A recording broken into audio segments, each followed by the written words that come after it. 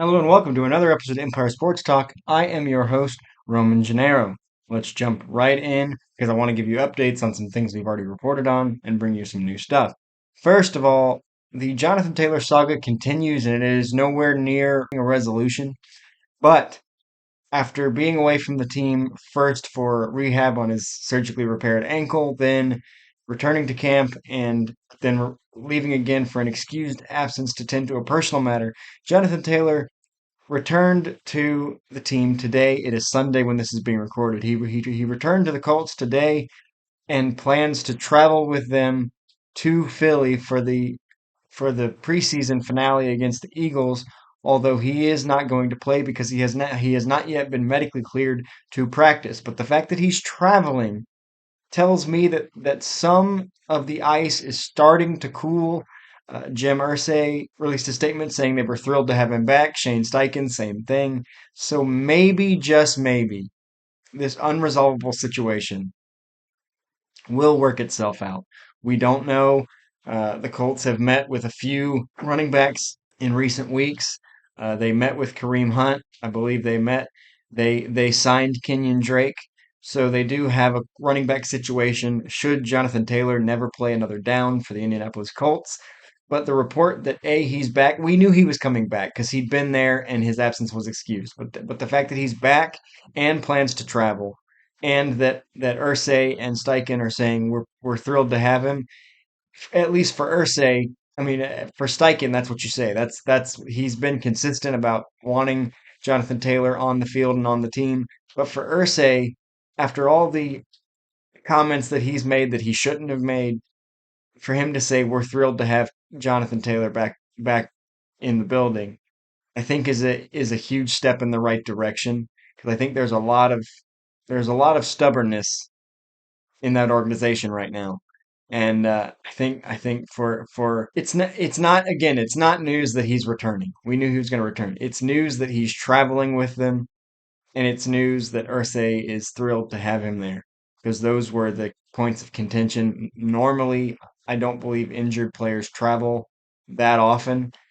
So the fact that and especially if you're a disgruntled injured player, you have no real incentive to travel, especially in the preseason. But here's Jonathan Taylor traveling with his team to uh, to Philly for the preseason finale. So that is good news. One interesting thing the Colts did do this week was, and we all saw this coming, but it's what followed that was a bit of a head scratcher for me. They did officially name, after one preseason game, they officially named Anthony Richardson the starter for week one, which I believe that's the right call. I believe that for him to be the quarterback of the future and what this organization desperately needs after the last 5+ years since Andrew Luck unexpectedly retired, what this team has needed is quarterback stability. They've had a different starting quarterback every year since then, whether it be Philip Rivers, Jacoby Brissett, Sam Ellinger, Matt Ryan, Carson Wentz, whoever you want to throw out there. They've had a different starting quarterback to start the season every year since Andrew Luck walked away from football. And so they used their fourth overall pick to draft Anthony Richardson, and we knew they were going to draft one of the top quarterbacks, whoever ended up falling to them. We knew they weren't going to get their hands on Bryce Young because he was likely going to go first overall.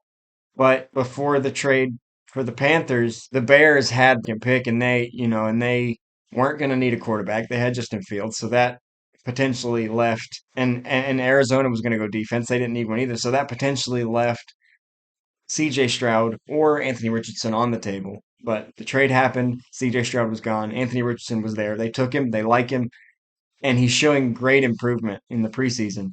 But what the case was if he's going to start or if he's going to learn, he needs to learn on the field. He needs to get reps. He needs to get time. He needs to get practice. He needs to see the field in front of him. He needs to see defenses. And so it's the right call for him to start. But what was weird to me was naming him the starter and then immediately holding him out of the second preseason game against Chicago, which they did win, but Anthony Richardson did not play. And from a starting quarterback standpoint, I get this. You generally are trying to you're trying to get them ready while simultaneously protecting them from injury before the season actually starts.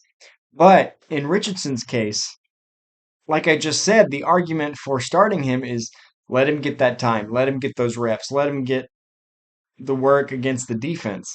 And so to not play him immediately after telling the world that he's going to be your starting quarterback when it's widely known that he needs those reps is a bit of a head scratcher, especially since he had a good game against the Bills. He made a couple of mistakes, but he had a really good game. So then to go against the Bears, that's a game where you can really see his adjustments and his growth because the Bears aren't the best defense. So put him in and to see what he can do against that defense if he's getting his accuracy under control, if he's making his reads, if he's making good decisions with the ball, you need to play him. You need to see what do we have here? Can he make adjustments? How is he going to grow? How fast is he going to grow? So I don't necessarily agree with them not playing him at all. If he was a year four starter and he'd proven something in this league, sure, but after so much noise has been made about the work he still needs and how raw he still is and how he needs to make reads and he needs to make better decisions with the ball and he needs to make less throw less interceptions and be more accurate to not play him at all. I mean, at least give him a couple of series. He's a rookie and he only played, I think, two series in the first game. Give him reps. Let him see defenses, whether they're starters or not. Let him see defenses. And what's going to make things interesting for the Colts should things not go well in the regular season is that Gardner Minshew is proving that he's ready to step in should something go wrong. I believe in the first preseason game he was something like 9 of 11. Second preseason game he was 13 of 15, 107 yards and a touchdown. No interceptions, no turnovers. Played very efficiently, very smart. Had an 86% completion rate, and his completion rate, although I don't know it off the top of my head, was very high in the first game as well. So while completion percentage is not the biggest thing in the world, because I believe Alex Smith has the highest career completion percentage in NFL history, and yet he was replaced twice as a team's starting quarterback. So that's not the whole world, but we saw in Jacksonville the Minshew mania for that franchise. So Gardner Minshew is capable of electrifying a fan base and making exciting things happen. And with his completion percentage and performances that he's put on as QB2 in the first two preseason games, even though Anthony Richardson has been assured the starting job week one, if it doesn't go well in the first 3 weeks, I believe they have Jacksonville and Baltimore. If it doesn't go well and he gets pulled, who knows if Gardner Minshew is going to relinquish that job if he plays like he's played in the preseason. Again, it's the preseason; you can't put too much stock in it, but like to see Gardner Minshew kind of not making mistakes and literally finding his target on almost every play. To not play Anthony Richardson, I think it's a huge mistake for that franchise that's leaning on this young guy that hasn't had that many starts under his belt, period.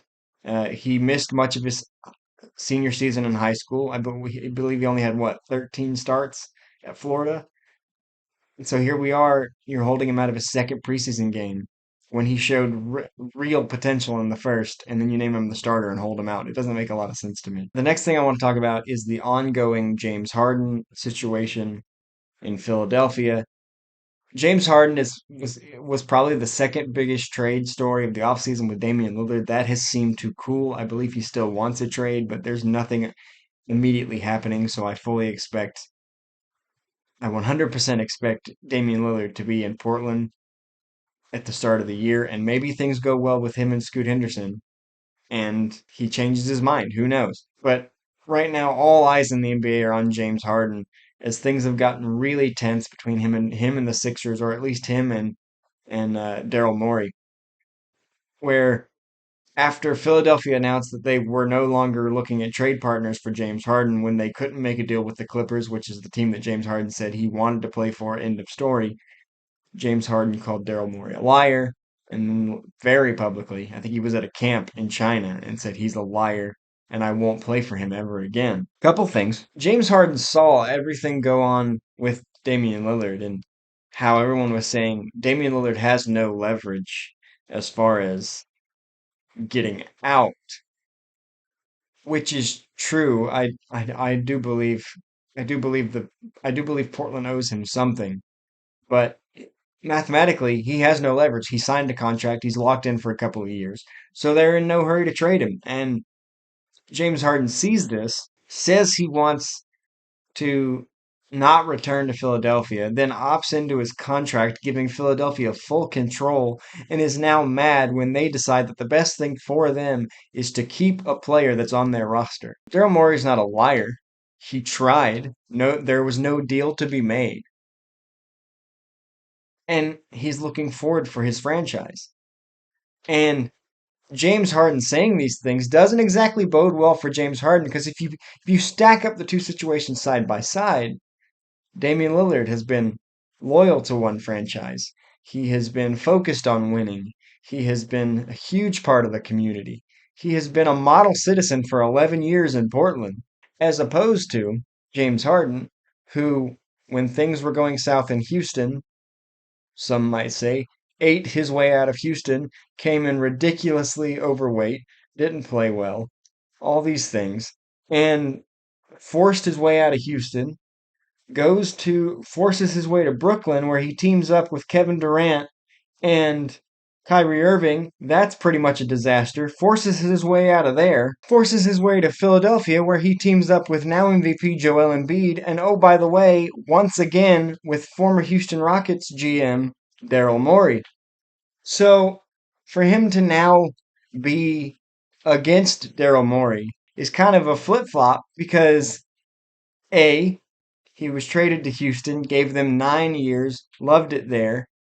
Then he treated them badly. Then Daryl Morey left, and he and James Harden wanted out. It doesn't go well in Brooklyn. And then he wants to go back to Daryl Morey, forces his way onto Philadelphia. And now that things aren't going his way, he wants out again. And oh, by the way, let's not forget that before he opted in to his contract with the Sixers, there wasn't a huge market for James Harden as a free agent. And he knew that. And that's one of the reasons he opted in.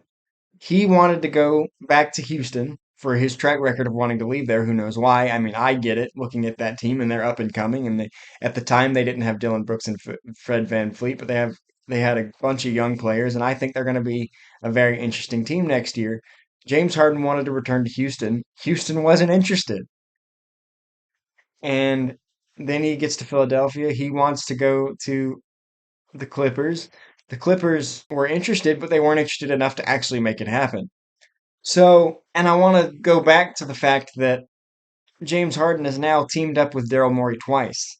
And yet here he's saying he's a liar. I don't want to play for him again, blah, blah, blah, blah, blah. I don't think James Harden realizes who he is at this point in his career. It does not make sense to me. James Harden is not a superstar anymore. He's not the MVP.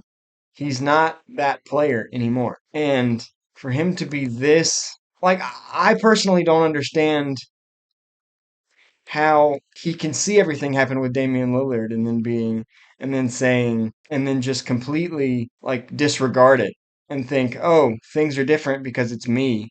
No, it's not. Because at this point in your career and in his career, Damian Lillard's the better player. Damian Lillard is let's be honest, he's the more likable player.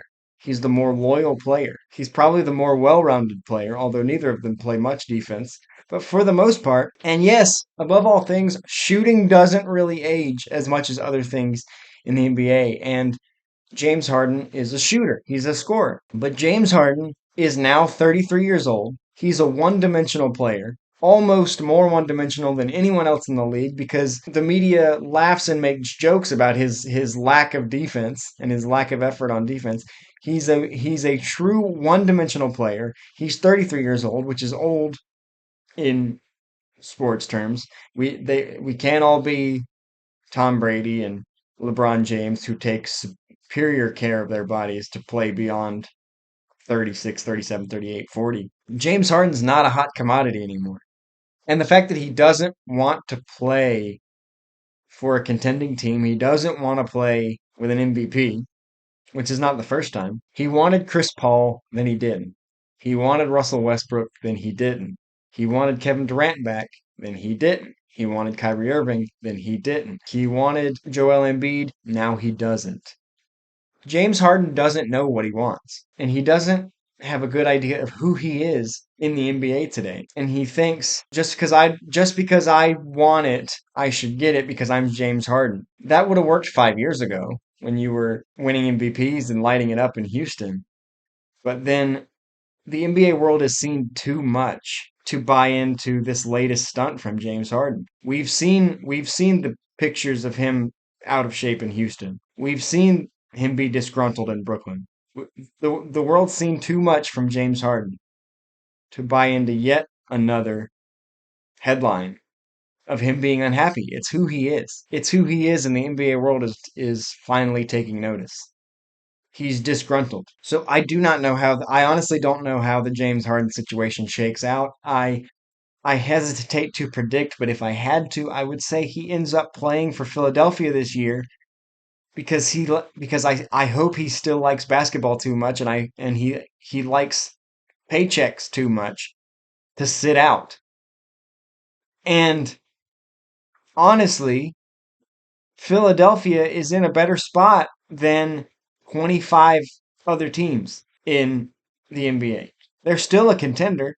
They can still make noise in the playoffs. Nick Nurse is a great coach. Coach of the year in 2019, NBA champion. Great coach. Embiid's still there. Maxi's still there. Uh, I don't get it. I don't get Sometimes I don't understand James Harden. He gets all these MVPs, teammates. He basically forced his way from shooting guard and point guard so that he could handle the ball all the time. He got his way there. James Harden, to this point in his career, despite being known for being disgruntled and forcing and manipulating situations, has gotten his way most of the time, if not every time. One of the biggest questions that we had, One of the biggest unanswered questions that we had is what would have happened in Oklahoma City with Russ and KD and James Harden if James Harden had never gotten traded to Houston. With the carousel that has been James Harden's career since, we've kind of gotten that answer. Not really. Everybody's older, the situations are different, but he has since played with Russell and KD again, and it hasn't gone well. So I don't think it's an unanswered question anymore. I think it's just more stops in the confusing and complicated journey of James Harden in the NBA. And I think we've seen the point where the NBA and the media have had enough. I don't think we've seen the end of James Harden's career. I think he will continue to play for someone. He's still a good player. He still averaged 20 last year, but he's not MVP James Harden anymore. He's second, third option James Harden. It's just the way it is. The next thing I want to talk about, and it's a bit tough for me because the stories are still coming out and I'm trying to understand more of what this story even is. But back in 2009, the story of Michael Oher took the world by storm. The story of this down on his luck 17, 18-year-old kid who was taken in by a wealthy family in Tennessee, sent to a private school, played football before being drafted into the NFL by the Baltimore Ravens in 2009, the year the movie came out, winning a Super Bowl with the Ravens in 2012 before spending time with the Carolina Panthers and Tennessee Titans before ultimately retiring from football around 2017. The story goes now that we already knew that Michael Oher was displeased with his portrayal in the Blind Side movie. And yes, movies take creative license with books, with stories. It's to an extent, it's what you have to do when you adapt any kind of story. It's like, how can we tell this story but make it something people want to see? So yes, things were embellished, like the fact that Michael Orr did not know how to play football at all. Michael Orr claimed that he knew how to play football, he just wasn't as good. But now, 15 years after the movie's release, Michael Orr claims to have learned, and this is why it's come out just in the past couple days, is because he just apparently learned this, that he claims that the Tui family never officially adopted him into their family, instead only becoming conservators of his interest as far as money and different kind of things in his career. And he also claims that everyone else in the family, including the two biological children, received significant money from the Blindside movie profits that he did not, and was told that they were put into an account that he couldn't yet access at the time, but has only just learned that there was no he didn't receive a penny. I don't know how much of this is true because, and I'm not trying to invalidate anybody here, but it does raise the question: why did he wait so long? He was already displeased with the movie, and yet he went on the publicity tours. That's fine. He was probably under contract to do it. But then after that, after it died down from him not being happy with the movie, it was quiet for a bit, and now it's like, oh, they never adopted me. They took advantage of me, all this sort of stuff. So it raises questions, and this is why I hesitated to even talk about this topic, is because I don't have all the answers. We don't know who's telling the truth. If I had to guess, I would say neither one is telling the whole truth, because that's usually how these things go. The Tuohys didn't need to rob Michael Oher of attention or money. They were already wealthy. Sean Tuohy already owned several fast food chains. Michael Oher still made a good living. He made it to the NFL, and however much of it is true, the story of him being brought into the Tuohy family, he was afforded opportunities that advanced his career into the NFL. So from that standpoint, they did right by him. We don't know about a conservatorship, we don't know about adoption, but as far as giving him a home and giving him access to education that he may not have had previously, they did that. Now, I've looked into the social medias of Collins Tuohy, the Tuohy's oldest biological child. The family's nowhere to be found on her Instagram. The son, SJ, is working. I believe he's worked in the athletic departments of several football programs recently with UCF. I believe he's with Arkansas now. And there's a show on Bravo called Below Deck, which follows the goings on of employees of charter yachts. And the Tuohys were a charter guest one season. And it was just Sean and Leanne, the parents. And this was at a time when the kids would have been adults, but it was just Sean and Leanne. The kids, the children, Michael Orr, his girlfriend, now wife, were nowhere to be found. Collins and SJ were nowhere to be found. So we don't really know what the family's relationship is at this point as a whole. So if Sean and Leanne did this to Michael and they never actually adopted him and they kept money from him and they did, like, that's not good, and it taints a great movie for a lot of people. It I had a personal connection to that movie that made it very, very special for me, and so I hate to hear this if this is in fact true. The other thing that raises eyebrows is that Michael Orr has recently demanded $15 million from the Tuohys.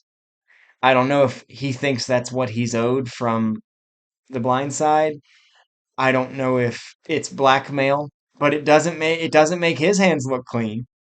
So I'd say just the whole situation is bad. I think both sides are in the wrong, most likely, based on everything that we've heard. But an important distinction that I think needs to be made, and I heard this recently, is that the movie deal was made with the author of the book, not with the Tuohys themselves. Because that's how it happened. The Tuohys made the deal for the book, and then I'm sure they were likely involved with the deal for the movie because it's likenesses and it's their story, but it was probably wasn't theirs to negotiate as far as from the author's perspective. They granted the author access to the story to publish, and then the author sold it to a film distributor. So a lot can be lost up in there, and then maybe that's why Michael Orr didn't say anything for 15 years, because a lot of things can get lost when you're dealing with book rights, story rights to book rights to movie rights, life rights, all that stuff. A lot of stuff can get lost and jumbled up, and that's why maybe it wasn't until recently that a lawyer said, "Hey, here's the deal." Now, so I don't know. So there's a lot here still. The story is not over. It's not resolved. So I can only say what I know right now. And it is honestly a question mark. I can say I don't think anyone's hands are clean.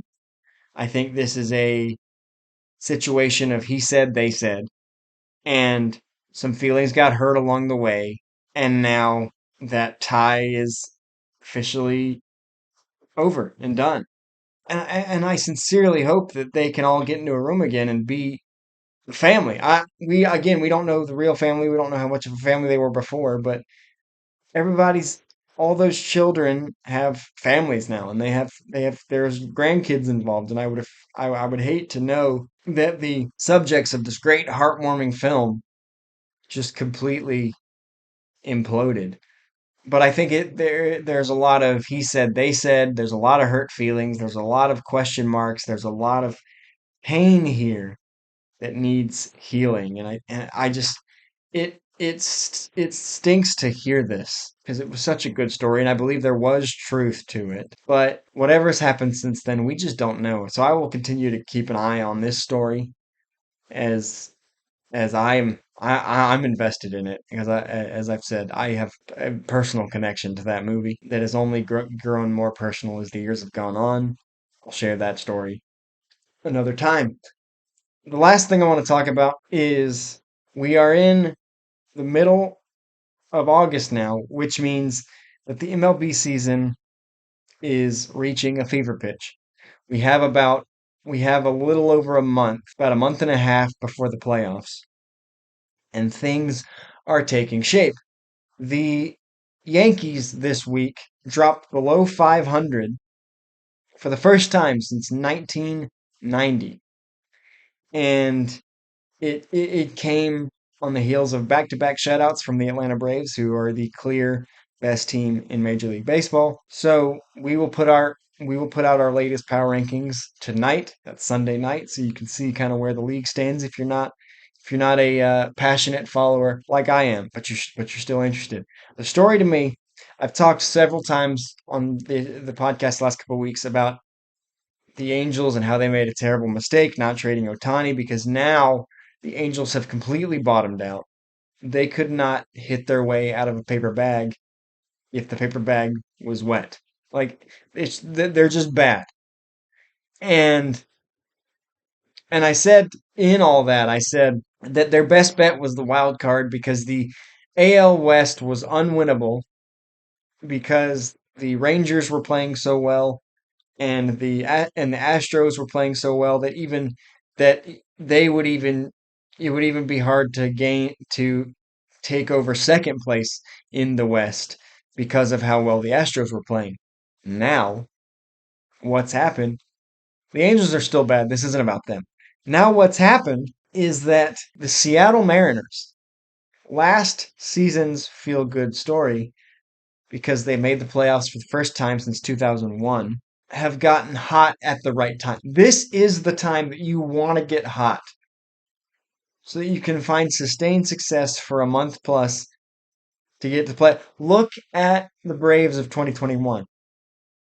They got Jock Peterson, Jorge Soler, and Eddie Rosario in trades at the deadline. And from the second that those three guys put on Braves uniforms, they were hot and they did not slow down until that team was lifting the trophy in October. So this is the time that hot streaks can make or break the season. It's not necessarily before or after the trade deadline. If you can get hot late August, which we're getting there now, it's August 20th as we record this, it can change everything. And the Mariners didn't even make any big deals at the deadline, and yet here they are. Julio Rodriguez in the last four games, not including today, but in the four games prior, was 17 for 22 with two homers, eight RBIs, five stolen bases. That's as hot as they come. And for anybody that doesn't know, there are many people, not just in baseball circles, but there are many athletes that would tell you that hitting a baseball is the hardest thing to do in sports. And and Julio Rodriguez has gone 17 for 22 with two homers, eight RBIs, five stolen bases in the last four games. Today he did only go 1 for 5, so he cooled down a bit, but that one was a first at bat double, making him 18 to 23. He scored a run, but he did strike out twice, but he still contributed for his team. He still doubled, still scored a run. Bigger story is the fact that the Mariners have won six in a row and seven of their last 10. And I previously said the AL West was unwinnable. It is now extremely winnable because the Mariners have moved into third place behind Texas and Houston, who are still very good. But Texas and Houston have both gone 4-6 in their last 10. Texas has lost four in a row. Houston has lost three in a row, including getting swept by Seattle this weekend, moving Seattle to just 3 games behind Texas for the AL West lead. That division's no longer safe, and the hottest team in baseball right now is the Seattle Mariners. Now, I still think the best team in the American League is the Baltimore Orioles, and the best team in the National League is the Atlanta Braves, although the hottest team in the National League is the Dodgers, who just came off of an 11-game win streak to solidify themselves as probably the second best team in the National League.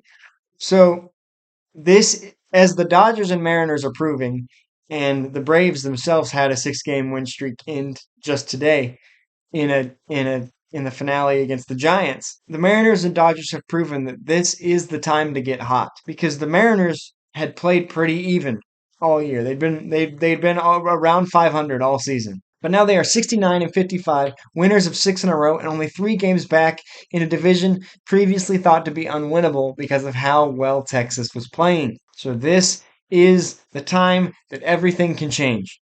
The NL wildcard race is heating up with the Marlins and Reds hanging on. Currently, right now, the Phillies, the Giants, and the Cubs are holding on to those wild card spots. But the Diamondbacks, Reds, and Marlins are all tied with 1 game back. So there are 6 teams, all within 2.5 games of each other, for 3 wild card spots in the National League. The American League looks a little bit different with Tampa, Houston. Actually, the American League is a little closer with the top 4 teams. Right now, the 3 spots are held by Tampa, Houston, and Seattle, with Toronto being a half a game back. Boston is still in the picture at 3 games back, but after that, it's a steep drop off because the next team down is the Angels, who are 8.5 back. So really, the wild card race in the American League is a 5-team race, but the National League is anybody's game. I think I think everybody could say the biggest surprises this year have been have been Baltimore because we knew they'd be better. We didn't know that they'd be this good because they didn't make any significant additions to the team that barely missed the playoffs a year ago. But their kind of surge has been a big surprise. We expected Texas to be good, but we didn't expect them to be this good without Jacob deGrom. So that's a big one as well. But the biggest surprises have been the play of the Reds, Marlins, and Diamondbacks pretty consistently all year, with the Diamondbacks leading the NL West for much of the first half. The Dodgers have since taken over and aren't looking to relinquish that at this point, but the Diamondbacks are still in the conversation, as I just said, very much for the wild card. So here we are on August 20th. We have about a month and a half left of regular season baseball, and everything's still up for grabs. I think the only things that you can say, the only divisions right now that you can say are safe is the NL East, with the Braves having a 13-game lead over the second place Phillies. The NL West, where the Dodgers now have an 11.5-game lead over the Giants. And the Central is pretty well in hand, given that that division has been pretty wobbly all season, but it looks like Minnesota now has full control, being 5 games above 500 and 6 games up on Cleveland, who I said at the break that I believed Cleveland would take full control of that division in the second half. So there is egg on my face. But with the exceptions of those 3 divisions, the other 3 divisions and the wild card is anybody's game. They're all close. As well as Baltimore's playing, Tampa's still right there because played they started the season 21-9, and even though they have played pretty much 500 baseball since then, that start has kept them kind of in in the story. The Rays are 54-42 since starting the season 21-9, which is still pretty good, but given the torrid pace they started on, it's not the same team, especially with all the issues going on with Wander Franco, where he's likely, I don't want to say likely, but it's a possibility that Wander Franco never plays another game in Major League Baseball, as his case has now been turned over to basically the Dominican FBI. So it's not looking good for Wander Franco, as many of the claims against his suit with his alleged girlfriend, who is, let's just say, underage, have been proven true. And he could be looking at serious penalties. So we may not see Wander Franco again, which for the game of baseball is a bad thing because he is a great young player, but that doesn't mean you're immune to other things. You still got to follow the law. And so the Rays have been decent since their 21-9 start, but not nearly the team that they were, allowing Baltimore to pretty much grab control of that division, and they haven't looked back. It's still only a 2.5 game lead in that division, so Baltimore can't let up. But Baltimore's been in control pretty much since that first month. That is all I have for you today on Empire Sports Talk. If you haven't already, please like and subscribe to our channel for all the new content that's coming out this week and weeks follow. We haven't put up the new stuff yet. It is coming. You're going to like it. So please like the video, like our other videos, hit that subscribe button to see what's coming next. We'll have our first guest in the new space coming up here soon. I'm Roman Gennaro. I'm your host. This has been Empire Sports Talk, my mom's favorite podcast. Today's a good day to go 1-0. I'll see you next time.